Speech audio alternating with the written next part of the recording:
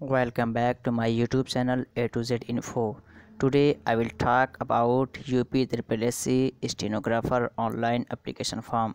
तो दोस्तों, जैसा कि आप लोगों को पता होगा कि UP SSC स्टेनोग्राफर का फॉर्म जो 2016 में आया था उसका एग्ज़ाम डेट आ गया है। तो चलिए उसको हम चेक करते हैं। तो उसके चेक करने का तरीका ये है कि आप जाइए गूगल पे जाने के बाद आप इस तरह दिख रहा है, आप टाइप करेंगे sarkariresult.com।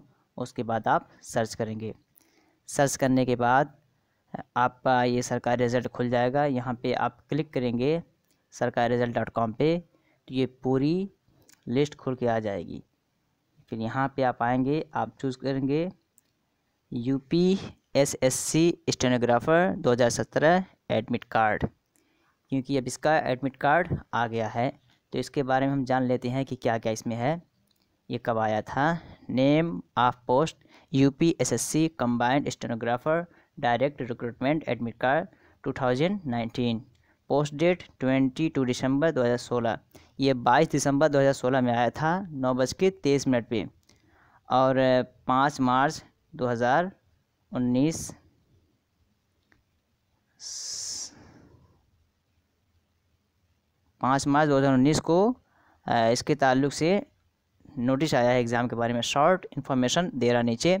Uttar Pradesh subordinate service selection commission are invited to online application form for the combined stenographer 10+2 recruitment in various department in Uttar प्रदेश।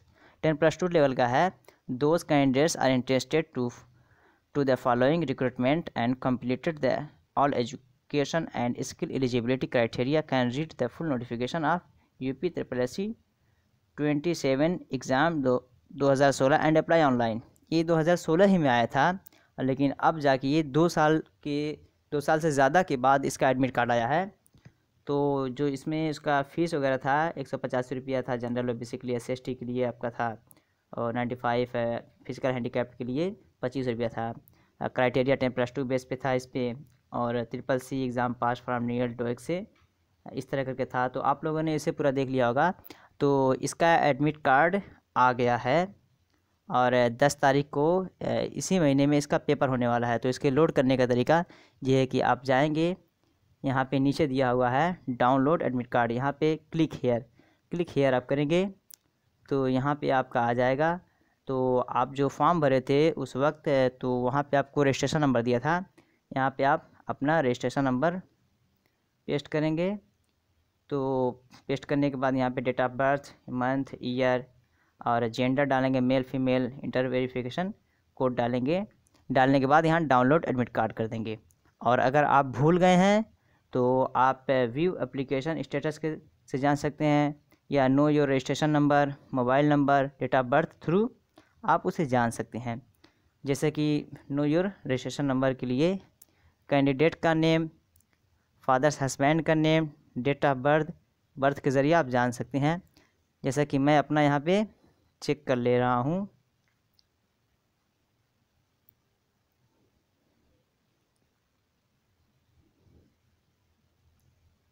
रमज़ान अली, और फादर का नेम A to Z जो भी हो आप डाल के यहाँ से आप इंटर वेरिफिकेशन कोड के ज़रिए आप सर्च करेंगे तो आपका रजिस्ट्रेशन नंबर आएगा। रजिस्ट्रेशन नंबर को यहाँ से उठा के आपको एडमिट कार्ड वाले खाने में फिल कर देना। वहाँ से पूरा प्रोसेस के बाद आप अपना एप्लीकेशन, अपने एडमिट कार्ड को लोड कर लीजिए और फिर एग्ज़ाम में जाइए।